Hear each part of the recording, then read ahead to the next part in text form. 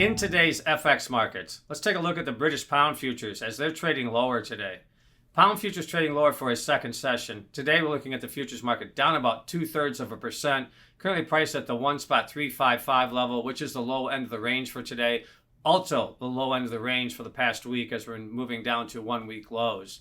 Driving factors, a couple of things here influencing market, both in the UK as well as the US. Number one, Bank of England choosing to keep rates unchanged today. Now, indicating, though, that quantitative tightening might loosen up a little bit, as well as the increased probability of rate cuts coming in the future as they continue to evaluate the economic structure. That's one of the factors contributing to the weaker pound.